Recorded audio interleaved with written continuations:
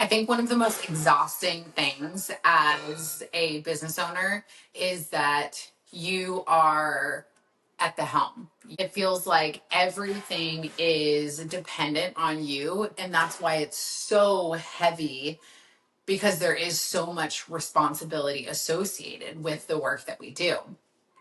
And when we get to the point where we have a team behind us, there is so much that truly has to change, especially in the way that we operate as people, as individuals, and the way that we learn how to lead. Because there are a lot of people that run businesses that are truly just managing everything, that are not actual CEOs of the business, that do not have time for the visionary work and innovative work and the personal and professional development that they need.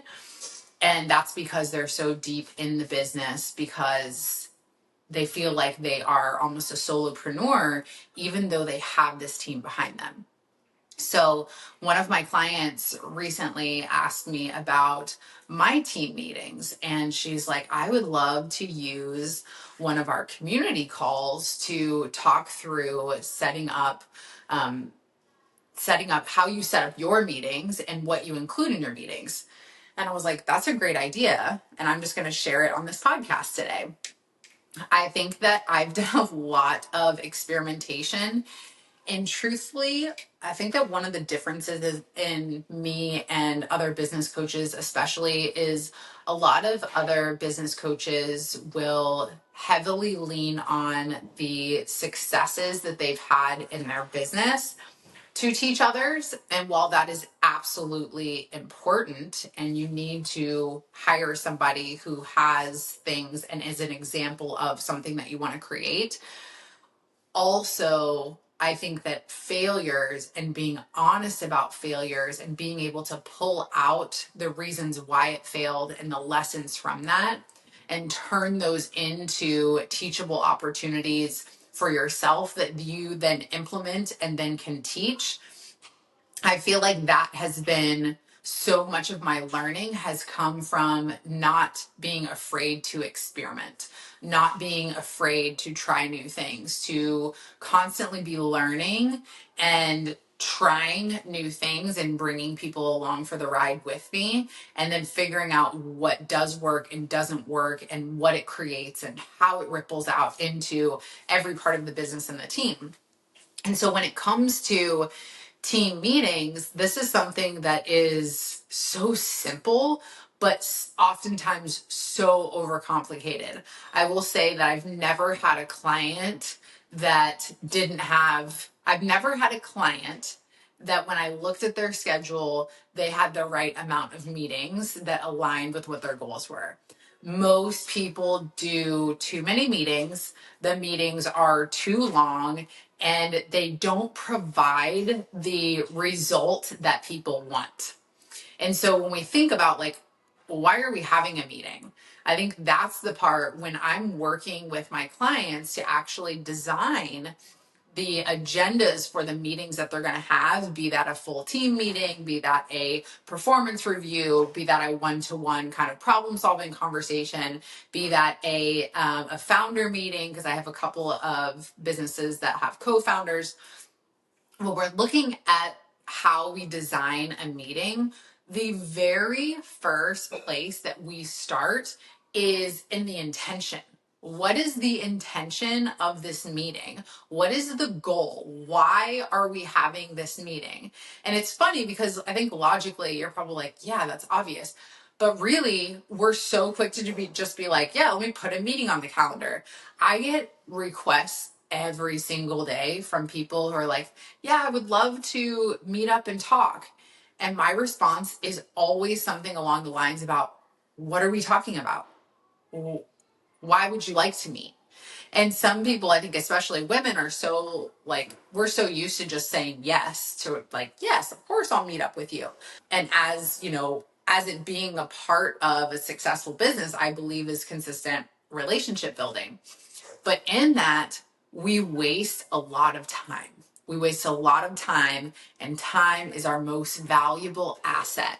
And so, if we are not strategic with how we spend our time, if we don't have a clear purpose and intention with the way that we spend our time, then we're just fumbling and wasting a lot of it. And if there's anything that you know that I could talk about for hours and hours, it is being intentional and organized with our time. And so, with that, I want to give you guys kind of my outline, the way that I run meetings. But first, just know that, like, before you put a meeting on your calendar, please have a dedicated purpose, intention, or goal, or all of the above for the meeting. Do not schedule a meeting without this. And if someone asks you for a meeting, don't be afraid to ask the purpose of the meeting. Even if that purpose is, I recently was on this panel and I spoke, and there were women there, and they were like, I want to know more about your story and more about what you do. Sure. Okay. We now have a purpose. There's a connection here. This might be a client. It might be a referral partner. Does that feel aligned? Yes. This is in my local community. So I can kind of go through that filtration process. But a lot of times we just don't have that. We're just like, yes, of course I'll take the meeting. But like, that's your time. So start seeing your time as your most valuable asset, and don't be afraid to ask that question before you put a meeting on your calendar. So I love to talk. I love to brainstorm ideas. I love a good just sit down and I'm absolutely a verbal processor, right? When I'm walking through stuff, poor Eric, has listened to a number of different, businesses that I want to create and big ideas that I have, right? And I think that there is a place, absolutely, for brainstorming meetings. There is a place for talking through ideas. But I want you to make sure that it is clear that that is the space that you're creating if you have a meeting for that. Because there are different types of meetings, and this is why we want to address what is the intention, what is the goal, what do we want to walk away with, because then we're creating clarity up front. So what we want from our teams in order to be CEOs is we want a collaborative feel. We want it to feel like an actual team. We don't want to continue to be solopreneurs with a team of people. We want to move into the role of CEO. We want to stop having to manage every piece of the business and be able to trust these people that we hire and pay to delegate things out to. And we also want them to play an active role in the business. They are going to see things that we don't see because of the level of work that they're doing. They're going to be able to bring things to the table that we wouldn't, because they have a different skill set and different life experience. And so how can we capitalize on that? How can we bring that in? Because if there's, one of the most frequent complaints that I get for team members, again, is like, we have people that just show up and do the job. And while that's great, and we're glad they're getting the job done, again, it is a lot of heavy responsibility to feel like everything is on your shoulders and you're having to constantly create every new idea. So with that being said, let me tell you what my meeting with my full team looks like. When I design my meeting agenda, I do it with times on purpose, because I know myself and I can talk way too much. So that is something that I recommend people, because time, calendars, organizing your time, creating time blocks in your schedule, managing your time, it's not just about time, it's about boundaries. And so you want to respect your own time, and you want to respect your team's time. You want them to be able to go and do their work and live their lives. And so don't keep them in a meeting for 14 hours. Okay.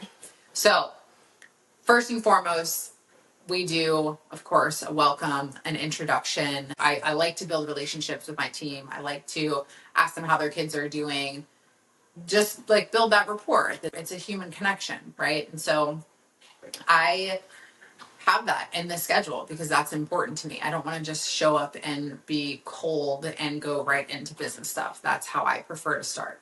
And so we have welcome, we have introduction, there's a little bit of flexibility if somebody's, running a couple minutes late, and so it doesn't throw everything off. Next, we go into any sort of updates, announcements, and celebrations. So any sort of updates about what is new or changed, any sort of announcements about something that is coming or again changing or going to be different, and then celebrations. And I always like to start just like on this high note of, this is what we did. This is what we did really well. This is a goal that we hit, and just kind of reminding everybody that as a team, like we're doing a good job and we're going to celebrate that together. And so with that, I will go through like all the wins. And then after I do the wins, I will go through any losses, right? Any sort of like, here's where we fell short. Here's maybe why we fell short. I invite people to throw in like, is there anything that you saw? And there's also alternate space for that, which I'll get to. So updates, announcements, celebration, kind of going through all the pros and cons of the month prior. And then we move into individual recognition. And so depending on your team size, this may need to look different. I have a smaller team, so I can individually recognize each person on my team, but I still think that whether it's individual recognition or some sort of consistent recognition, this is one of those things that sometimes falls off unintentionally when we get really busy. We forget to tell people that they're doing a good job. Even if they are simply doing their job, the fact that they show up every day and are doing the things that are helping our business sustain and grow says a lot. They're still spending their time investing into your business. So I actually go through each team member and I pull something from the month prior that I am really grateful for, a moment where they showed great leadership, a moment that they communicated really, really well, something that they have shown that I appreciate about them.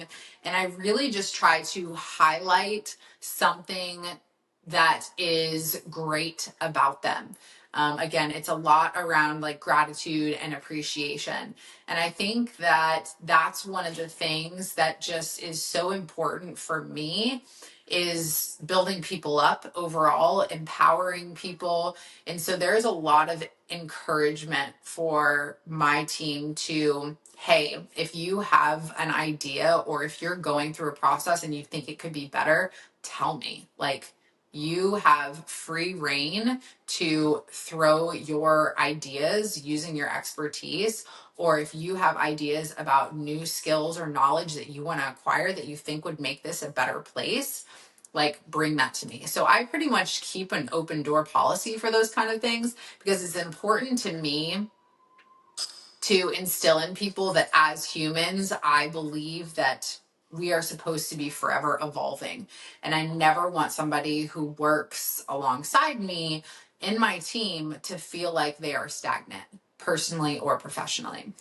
So team individual recognitions, just their achievements, things that they did well, my favorite things about them, things that I saw them do well, the way that they communicated, any sort of like specific moment. I try to lean on more specifics rather than making it too general. I don't think that it's felt the same if you're like, hey, I really appreciated how nice you were to everybody. That feels like, okay, cool.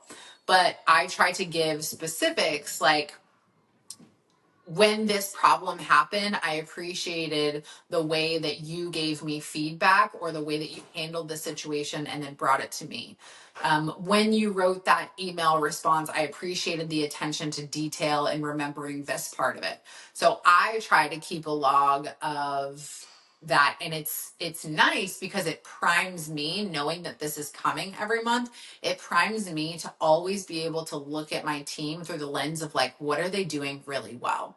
Because I think sometimes when we get overwhelmed and we look and we feel really busy, that we can overlook that, and we can almost start to see people in a negative light or start to pick people apart because we're in a negative headspace. So following individual team recognition, we've built everybody up. Then we go into any updates on the current goals that we're working on.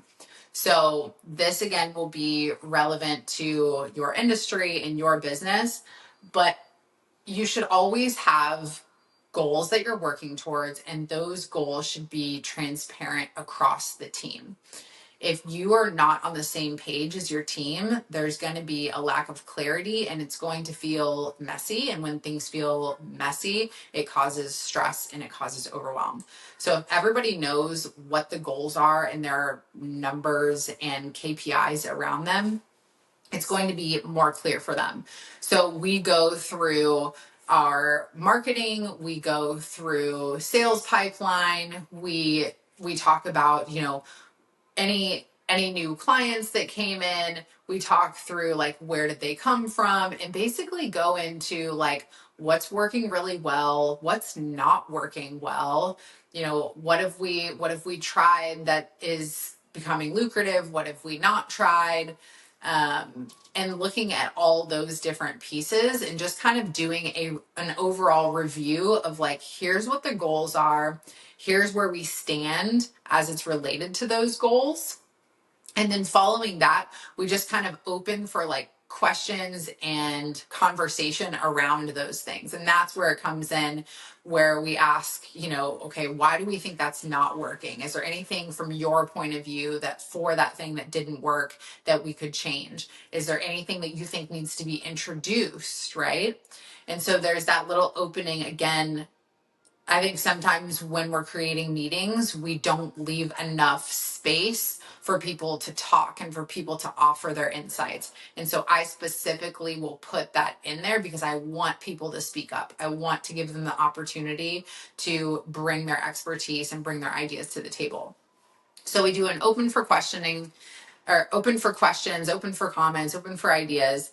And then we go into any sort of new goals and future planning. So this is all about kind of a more in-depth detail version of here's what's coming, here's what we need for it, here's, dates, specifics, and also talking about, who's going to be in charge of what. And so everybody has awareness of not only do we have these new goals, but we also have like either new responsibilities, or if this falls obviously within your scope of your role, that's going to be your responsibility. And here's what it's going to look like for this specific project. And then within the new goals and future planning, I will go into what I want to see happen.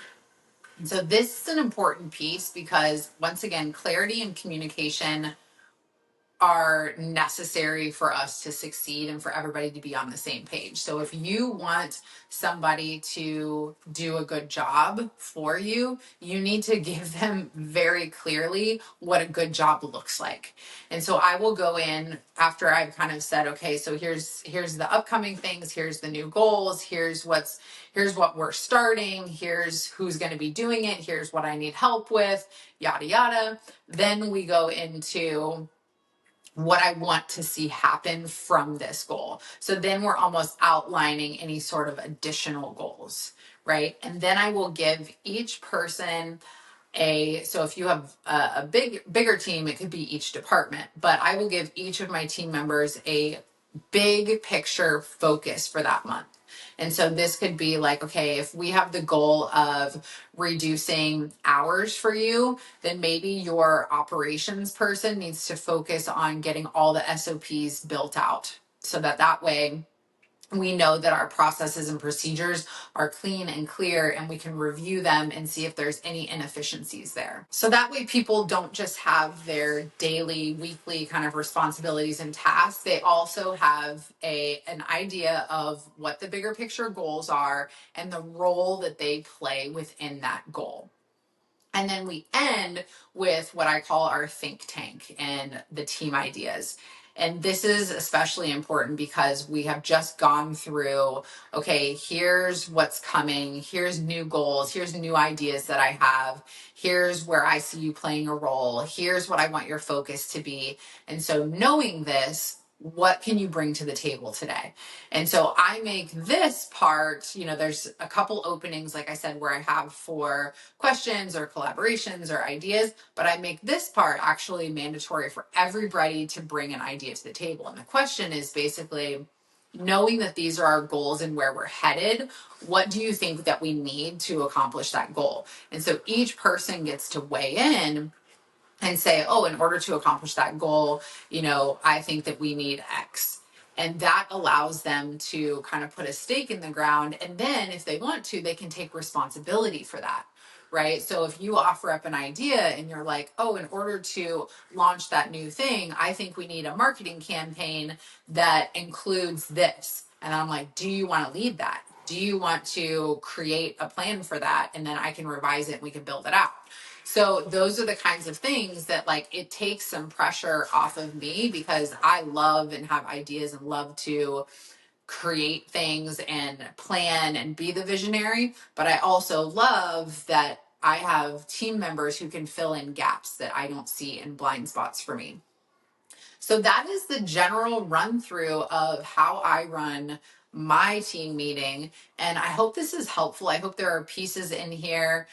Everything is going to be, a little bit different based upon your team size, your industry, where you are in the business. But this is just one of the things that I love creating with clients because truly bringing your team together and making it purposeful and making it intentional can make such a difference in how you feel in your business and how your business is run.